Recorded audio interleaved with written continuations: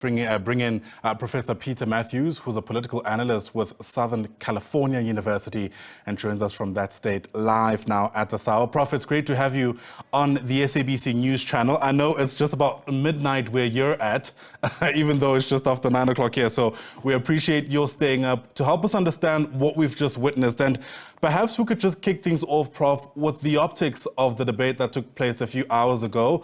Kamala Harris looking directly at Donald Trump, even though it seemed the former president didn't want to make eye contact.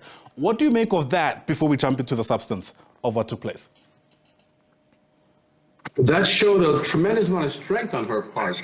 It gave her stature, which she already has intellectually, but it showed her physical stature. She could look at this person who was an opponent who was trying to hire. He couldn't even afford to look at her. He had to look at down and was hunched over. So it was quite significant in terms of her projected strength in the debate and her positioning. I think it was quite remarkable. Right. They kicked off with trying to make sense of the economy. I mean, many analysts who are speaking post the fact say this isn't, in fact, a strong point for the Harris-Biden administration, and I presume that's because of just how the past few months have fared. Do you reckon that there were clear positions from both sides, though, about how they plan to, make sure that the economy is headed in the right direction? There are in their campaigns, I'm sure of that, and tonight some of that came out. For one thing, President Trump's solution is to have tax cuts on the investing class, the wealthiest people in the United States. He believes he has tax cuts on billionaires and millionaires. They will take that money and invest it and grow their businesses. It will all trickle down to the workers. They'll be able to hire more workers and create more jobs. But that trickle-down economics hasn't worked very well in the last 100 years. And Vice President Harris's position is different. It's to grow the economy from the bottom up, to have bring in tax investments, taxing the billionaires and the wealthiest people, bring the money in for the working middle class and the working poor, to invest in programs like providing $25,000 to first-time home buyers to be able to have a down payment to buy a home. And she had several other solutions for childcare. She had solutions for allowing entrepreneurs about $50,000 to start small businesses. So building infrastructure, she was also a big part of the infrastructure act that was passed recently, which brought in a lot of money for that. And I think that it's a ground-up approach is the one she's offering. I think most Americans will really prefer that and see that as more viable. Although they're also concerned about what happened in the last 4 years with the price of a lot of goods having gone up since COVID. And yet inflation rates have gone back down again, but still the prices haven't gone down to pre-COVID times. And that's what people are concerned about. But I think that Vice President Kamala Harris is assuring the American people that if they give her 4 years, she'll be able to turn things around even further and make things better on the upward trend. That's interesting. Abortion inevitably was going to feature as well in this debate, and it's, I suppose, more poignant because of that recent ruling from the U.S. Supreme Court that essentially overturned the procedure in some states. It was interesting to see Donald Trump suggesting at some stage that, if the Kamala Harris has her way, some children, I think he said, will be executed right after birth, and he had to be fact-checked by the moderator, who pointed out that none of that is actually happening. Who won the abortion debate? Well, hands down, Kamala Harris won that debate. It was one of her strongest points during the debate because she is speaking from the mind and the heart and mind, knowing that abortion choice is a woman's prerogative as a human being to make her own decision about her own body, her own future, about reproductive rights. And the women believe Kamala Harris, and by the way, she has a gender gap supporting her of about 30% between men and women. So she has maybe about 16% lead among women voters, and Trump has something like 13% lead among men. You add that together, you get about 30% gender gap, which is the biggest gender gap in any presidential election ever in history. So she came across strongly with emphasizing that it's a woman's choice that it should be. And Trump was saying, well, I'll let the states decide. Well, the states decided, and many women's lives were in danger, as Kamala Harris pointed out.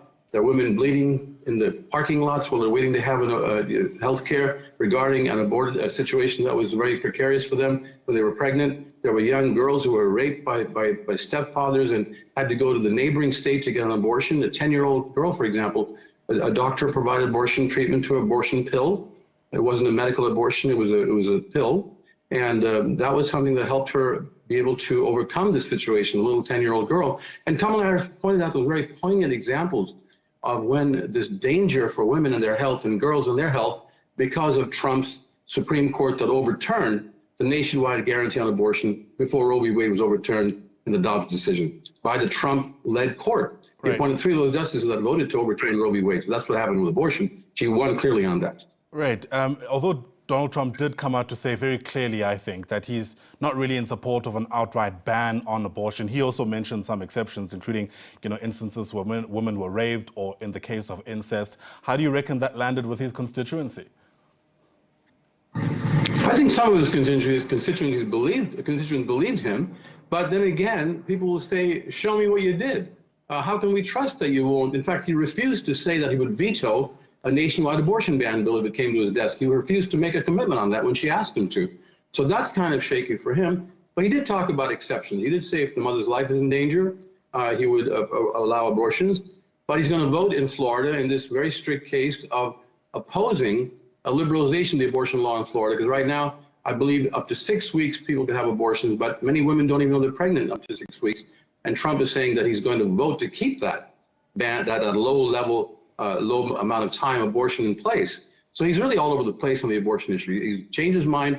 In earlier days, in his early career, he used to be pro-choice, clearly and publicly. Now he's been playing politics with it. So I think it might have landed favorably with some people, but not the majority of voters. Yeah. There are only just 8 weeks until Election Day, and we also understand this is the first and only debate between these two presidential candidates. A question that I think is always worth asking, especially after the debate, is whether or not you reckon it went any way in helping an undecided voter kind of land on a decision, and if it went in any way in helping decided voters change their mind.